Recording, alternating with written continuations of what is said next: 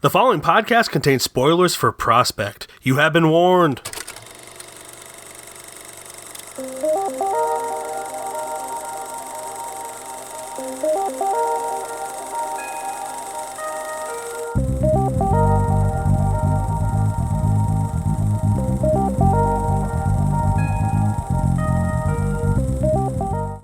What's up, everybody? Welcome back to KFR News Radio, or video if you're watching on YouTube. Ooh. My name is Glen Button, and my host over here, my co-host, I should say, or host, whatever the fuck, is Miguel Mogusto. Buongiorno. Buongiorno. Buongiorno. Hello, Mike. Arrivederci. I How you missed doing, Glenn? It's been like 10 minutes since we last talked. It has been like 10 minutes since great. we last talked. I hope everyone listened and enjoyed the bonus episode for Star Wars The Rise of Skywalker. But this Even is... if you hate my opinions on it. Yeah, same here. And this is the official episode for this week, which we will discuss Prospect. But before we do that, are there any movies you saw since we last recorded that you want to discuss? Besides, Other than Skywalker? Besides Skywalker, I just been watching a lot of TV shows. Cool. A lot of uninteresting things that, from your point of view, finished Dragon Ball Super. That was how are you friends with me? I'm such a judgmental asshole. I'm now judgmental too. So I think it's because you wore off on me a lot. I've broken you. You really did. But no, I haven't watched any major movies as of late. I do have a few that I'm trying to knock out this weekend, such as like Six Underground and Marriage Story, and there's another one somewhere that I have to find. But what about you, Michael? I you know me. I always watch a lot of movies. I'll just kind of go over the highlights. You said Marriage Story. You want to watch that? I watched that. It's fantastic. I don't want to go too much into it because you haven't seen it, but it's Shut your mouth. It's a great movie. Scarlett Johansson and Adam Driver are phenomenal in it, and that is all I will say. So you all can watch it with that in mind. I feel like you'd all agree with me about that anyway. Yeah. Then I saw Waves, which was directed by Trey Edward Schultz, who directed Krisha, something we did on this podcast before, and It Comes at Night, which you and I saw together, and I loved. I assume you liked it. I loved holding your hand during the movie and the movie itself. I did. Yeah, it's very, very romantic. And then I saw Jumanji Next Level, because my wife wanted to see it, and it was a fun movie. I really enjoyed it. I actually did want to watch this one, but I feel like I had to watch the technically second Jumanji before. Yeah. And we talked about how in the bonus episode we talked about how like Star Wars always takes things safe, and doesn't really change anything. I'm not saying this was like an extremely risky movie, but they changed the dynamic enough with the avatars playing different characters that it was kept it fresh and fun. Yeah. So I really enjoyed that. I highly recommend Jumanji Next Level. Okay. But yeah, that's really anything noteworthy that I have to say. Should we get into some news here? Absolutely.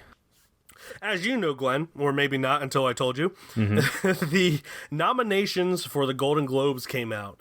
And I'm sure you know because we're friends. I don't know if I've talked to many other people about this. Actually, I know I have because it's been the bane of my existence for the past year. The Golden Globes and Oscars of last year were freaking terrible. I'm trying to curse less. That's why I said freaking. Okay. It's been really terrible, and I feel like this year kind of makes up for it. You know, we got a good mix of movies here. I'll be honest, I don't even remember watching the Oscars last year. They were terrible. They were awful. They just was Green Book a part of last year's? Green Book won Best Picture last year. Okay. That my theory behind that is there's a lot of people in Hollywood who don't want a Netflix movie to win Best Picture because that will change how movies. That was supposed to be Roma, wasn't it? Yeah, most people wanted Roma, and that would change how movies are seen. Yeah. But newsflash to them, movies are changing whether or not they like it. This year, what I really hate about it is movies are movies. Like they're not like technically speaking. Yes, they're TV movies, whatever, but they have a quality that outshines a lot of studio releases sometimes. And I feel like they're making a statement this year where Netflix movies got 17 motion picture nominations at the Golden Globes this year. With Marriage Story actually getting the most nominations from any movie with 6. The Irishman got 5. So the top 2 movies, or 2 of the top 3 movies, because there's a tie for second place, are both Netflix movies with 6 and 5 respectively. Once Upon a Time in Hollywood got 5. Joker got 4. The Two Popes, a Netflix movie, got 4. I actually just saw that for the first time while looking for the movie I was going to pick today. That's hilarious. What, Two Popes? Two Popes. Yeah. And, I mean, you got a really diverse group of people, or a group of films this year, which I feel like we were missing. Like, I do agree with some people that there's not enough diversity in the Oscars as far as, they always did, like, super artistic movies, which is, I prefer it that way, compared to what they did last year, where they went completely mainstream. But there's like a good mix here, because you got Knives Out, Parasite, The Farewell, Frozen. There's a bunch of movies here that have sold tickets. There's a good mixture of movies that people have never heard of, and also the more popular movies. And I'm optimistic, cautiously optimistic, that the Oscars will follow suit and will actually have an entertaining award season this year, unlike last year, which the Oscars are my Super Bowl, and I couldn't give less of a shit than I did last year. It was very depressing. I don't think I've been excited for an Oscars for a little bit, to be honest. And I usually am, even if like I'm not a huge fan of the movies. Like it's at least something interesting is going on.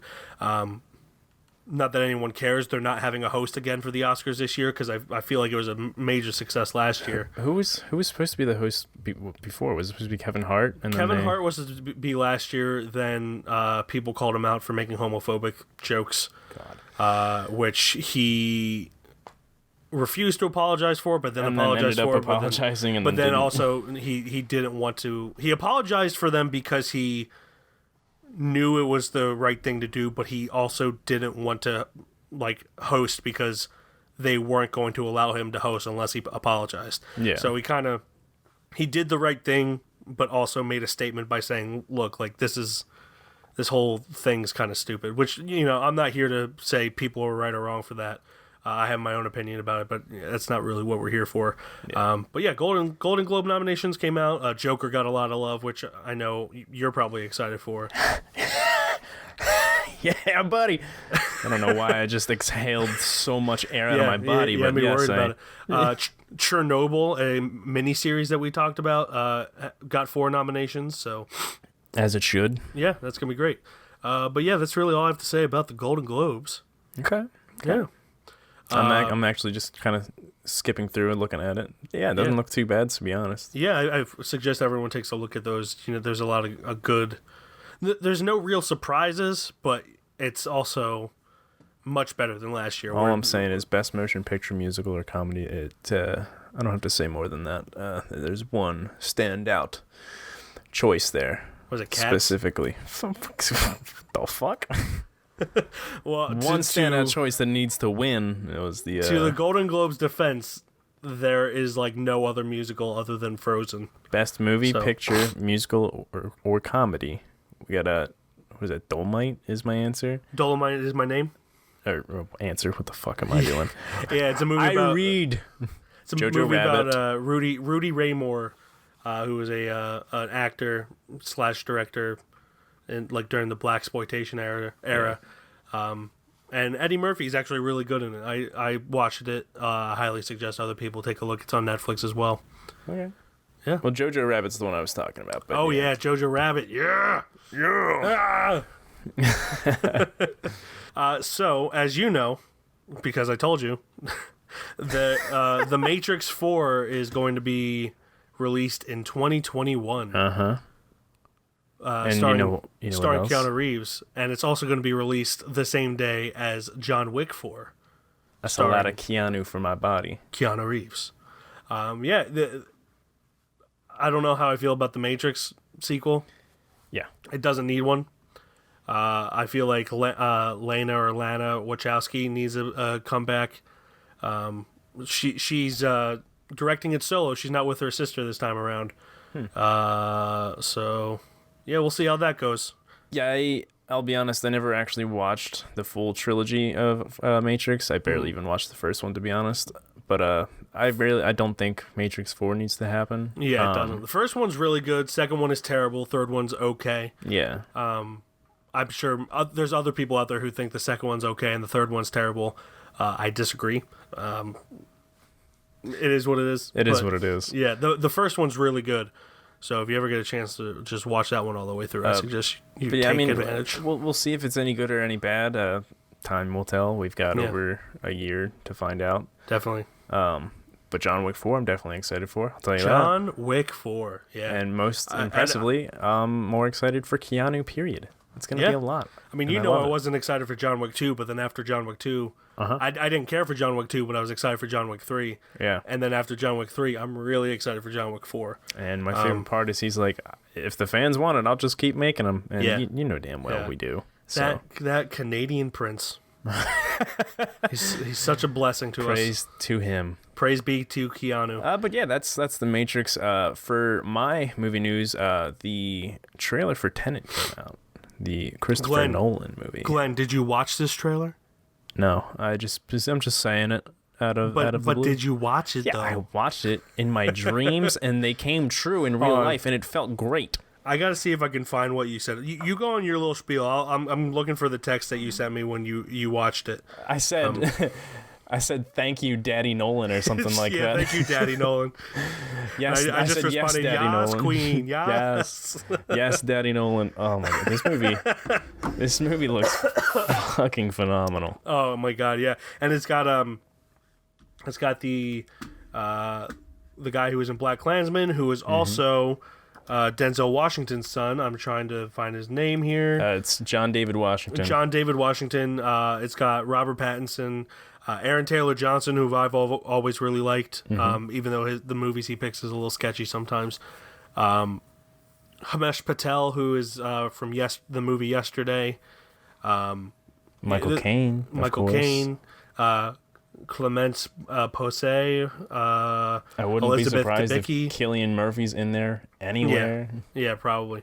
But it looks like a really cool, like, reality bender thing, kind of back to his roots with Memento and Inception, stuff like that. I saw an article that really kind of pissed me off.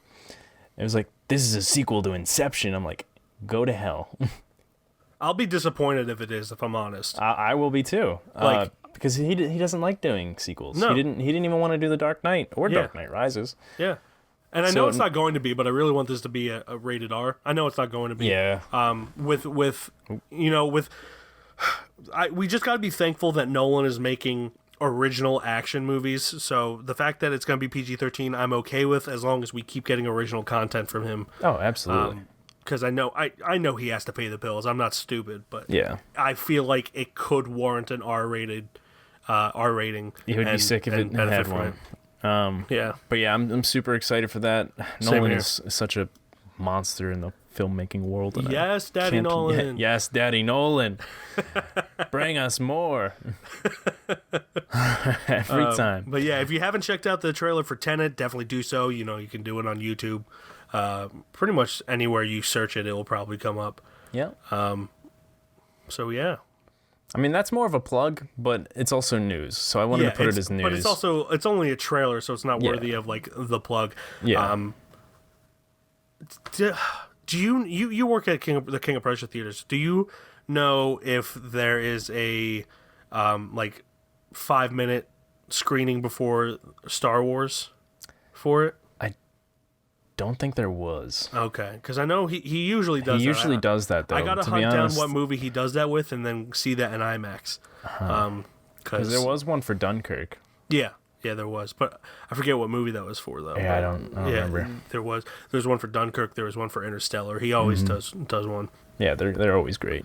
So that is it for movie news, and that brings us to what everyone is probably here for, and that is our review of Prospect.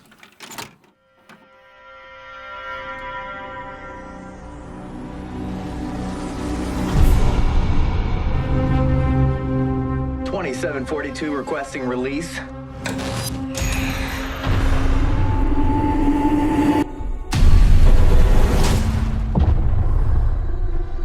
here to harvest.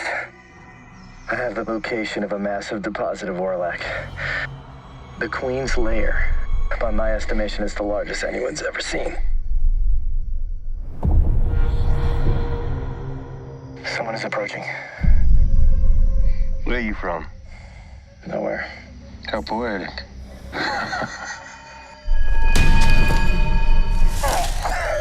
The Queen's Lair. Where is it? Drop it! Now, this is something I have never seen. In all my time in the green. A little girl. Written and directed by Christopher Caldwell and Zeke Earl, and starring Sophie Thatcher, Jay Duplass, Pedro Pascal, and Andre Royo. Prospect is about a teenage girl and her father who travel to a remote alien moon. Aiming to strike it rich, they've secured a contract to harvest a large deposit of exclusive gems hidden in the depths of the moon's toxic forest. The summary keeps going on, but I don't think it's necessary. It's a really long summary for Yes. no reason. But, we stated earlier, there's spoilers ahead, kind of just, summarizing that summary. Her father dies, and she is forced to try to find a way to get off that planet with the man who killed her father.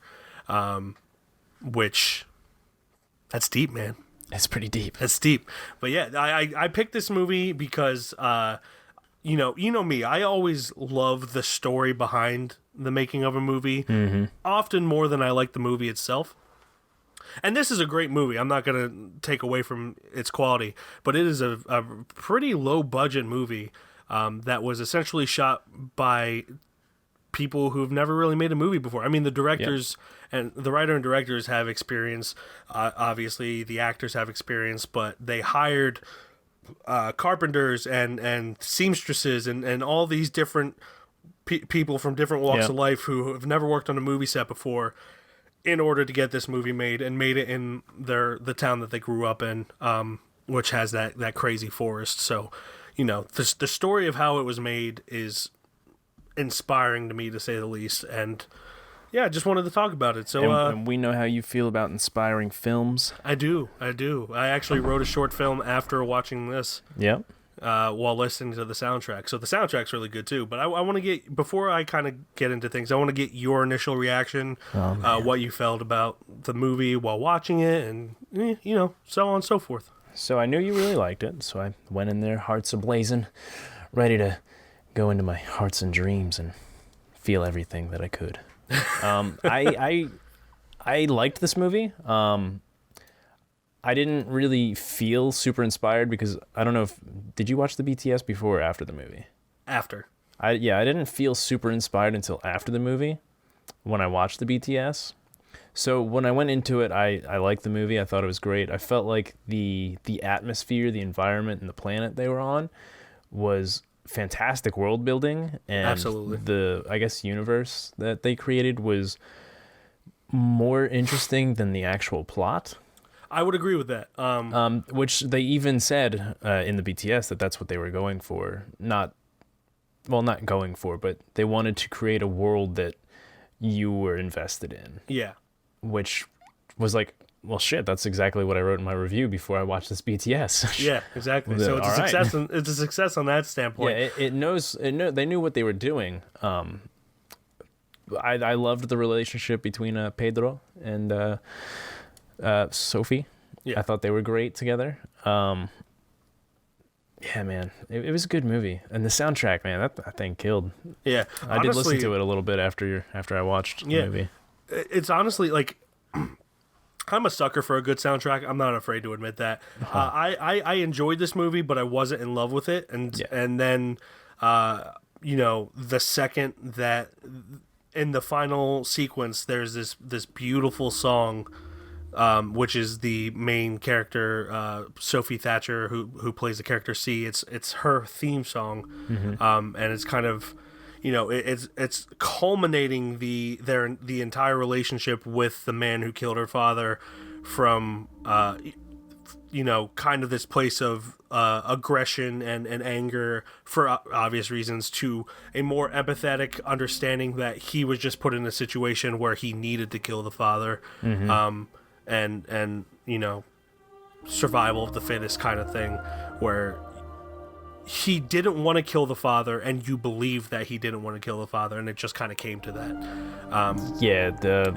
The dad was getting greedy. He himself was getting greedy by trying to stake out their score. But and there's no perfect characters in this, which is great. But it's the ending of the movie kind of wraps this whole thing up.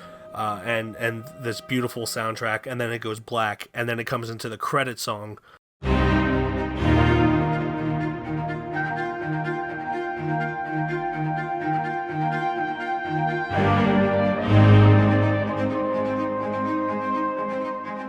Which is this like beautiful orchestration of that same like chord progression, but with more elements thrown into it.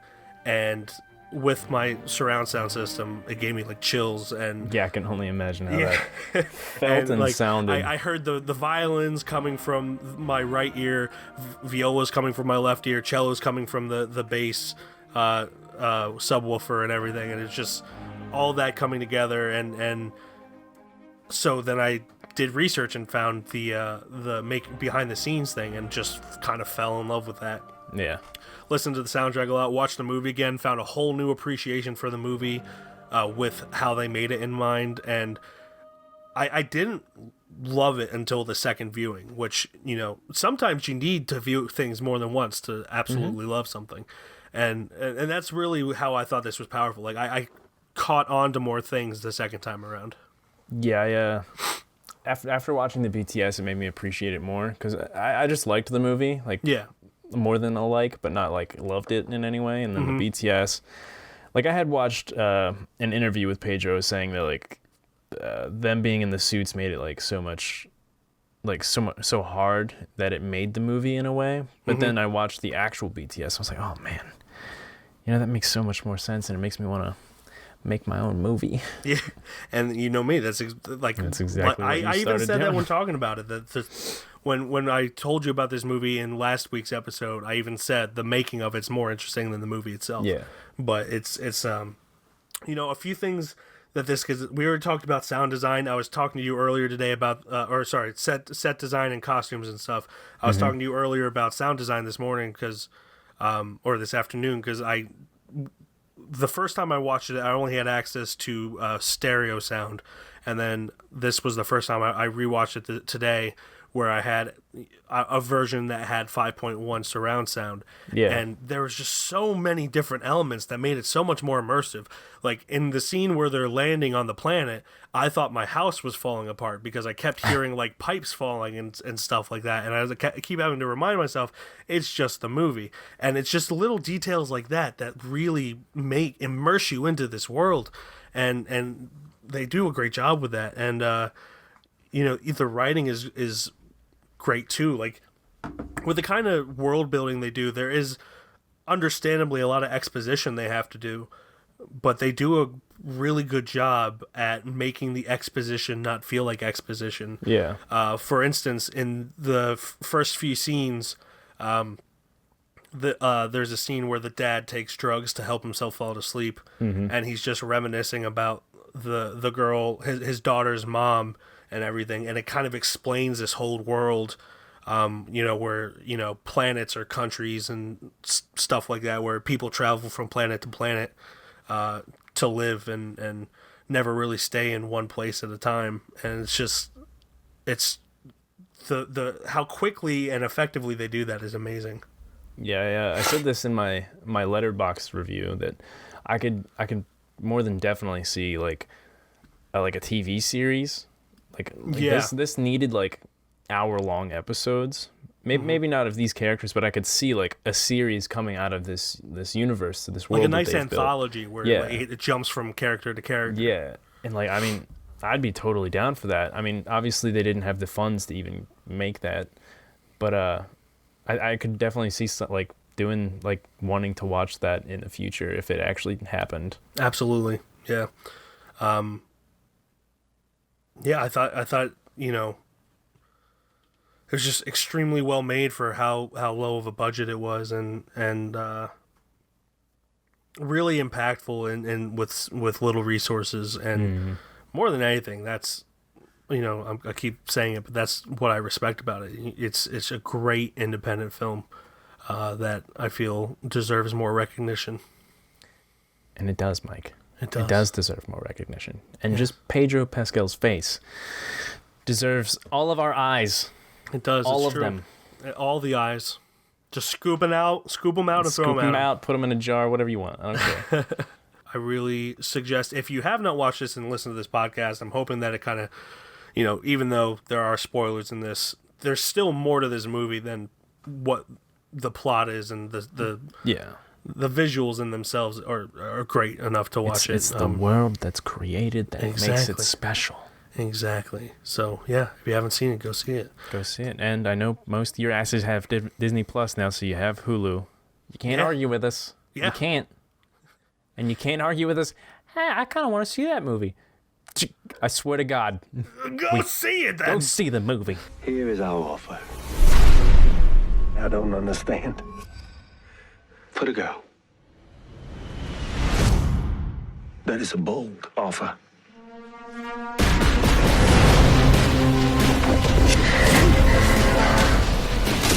you're gonna have to trust me. You're trying to trick me. It was all in the name of self-preservation, Bertie. It was nothing personal.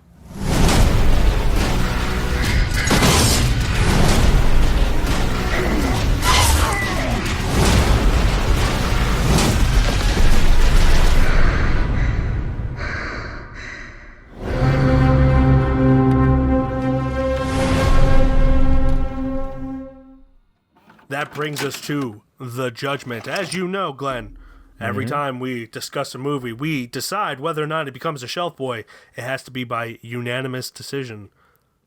And also, this did come out in 2018, so we can make it a shelf boy if we wanted to. We can, yeah. It's within the gap. categories. Yeah, it's in the gap. It's in the gap. So I'm going to go first because I think we already know. I'm going to say yes. This is a shelf boy. Okay. I guess that makes it my turn then, doesn't it? It does. It does make it your turn. Well, as inspiring as it is to you, and as inspiring as it is to me, it's a goddamn shelf boy. The first shelf boy of our time back in our new format, Prospect makes it onto the shelf with others such as the other shelf boys. I honestly, I thought you had it for a second. I was like, he's gonna go off. No, I was just gonna Chernobyl's on there. I know that. Jojo Rabbit, even though it breaks our rules, Jojo Rabbit's on there. Yeah, but Handmaiden's on there. I know Handmaiden's on there. So Prospect makes it onto the shelf. That brings us to the end time of our podcast, in which we will. You all right? The end time. The end time of our podcast. Just this episode. We're going to sleep now. Just this episode. So we're gonna go into plugs. Should I go first, or you want to go first for plugs? Yeah. Let's make it if whoever did the recommendation they go first. Okay. So my plug for this episode is a short horror film, which I know you've seen, Glenn. I have probably seen it. It's called The Smiling Man. And wait, which one is that one? It is directed by A.J. Briones. Yep, I've seen that. And it is about a little girl home alone finds herself face to face with pure evil. It's just a really effective, low budget. I'm actually surprised you didn't go with the 2 a.m. Smiling Man. There's another one? Yeah. Oh no, the Smiling Man's coming to get me. I did see the one you're talking about. That is a great one. But I think I liked the 2 a.m. Smiling Man. Maybe I'll make that my next plug. Yeah, but I highly suggest you do it. You could probably just find it just by typing in. Literally just put The Smiling Man. The Smiling Man, and it'll come up. I believe there is a censored version and uncensored version, so make sure you get the uncensored version. But that is my plug for this week. Glenn. Okay. What is your plug? So my plug is kind of going to be a whole YouTube channel. Control Shift Face. Okay. I don't know if you know about it. They basically deep fake actors' faces onto movie scenes and stuff like that. Like their biggest one, I actually don't know which one their biggest one, but a huge one that's going Jim around. Carrey, The Shining. Yeah, that's a huge one that's going around right now, and it's fantastic. A lot of people actually think that's Jim Carrey doing it, and it's kind of hilarious.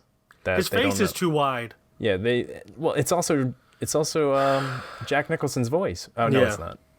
But I mean, still, it's like, how do you not?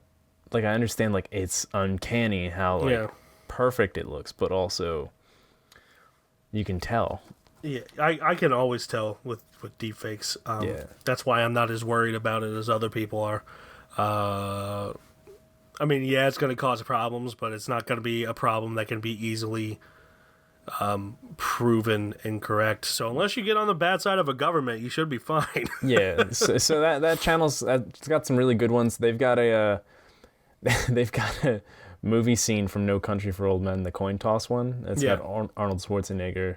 Oh, yeah, I think I did see that one. Replacing Javier Bardem. It's pretty funny. So what's that channel called again? Control Shift Face. Control Shift Face. Cool. Yeah. So that is our 2 plugs for this week. That brings us into what the recommendation is for Glenn for next week. That was a butchered sentence, but it's time for you to tell us what we're watching next week, Glenn. All right. So I have a Netflix movie, Miguel. I'm not surprised. Netflix sponsor us. God, I just went to Netflix and my ears blew up. Anyway. We got to cut that out. We want Netflix to sponsor us. Yep. Hold on. So my movie for next week is going to be on Netflix, Miguel. If you're surprised at all by that. I'm not. Netflix sponsor us, please. Please. It's going to be a movie, a Korean movie specifically, called Burning. Ooh, okay. I haven't seen this, but I've been looking forward to it. It stars Moon Sung-kyun, Kal Sung-ho, and Kim Soo-kyung. I'm super sorry if I butchered any of those names. Also, Steven Yeun's in it from The Walking Dead. Yeah. And it is about an aspiring writer goes to the airport to pick up a high school friend, returning from a trip to Africa, but is disheartened to see her with another man. Ooh. Sounds real good. And we can catch Burning on Netflix.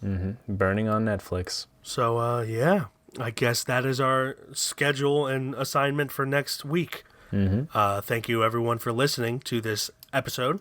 As always, you can find us on Facebook, Keystone Film Review, Instagram, Keystone_film_review. We have a website, www.keystonefilmreview.com, where we post our videos, podcasts, reviews. Glenn, I believe you said you're going to write a review. I could be wrong for Star Wars. I was going to do one, but then I guess we decided to do that little side video. It is what it is, but either way, there's plenty of reviews. There's plenty of content on our website that we can listen to. Yeah. On Letterboxd, I am Mike KFR. And I am Glen KFR. And that will do it until we talk about Burning. Available on Netflix next week. Netflix sponsor us, please. Goodbye, everybody. Bye-bye.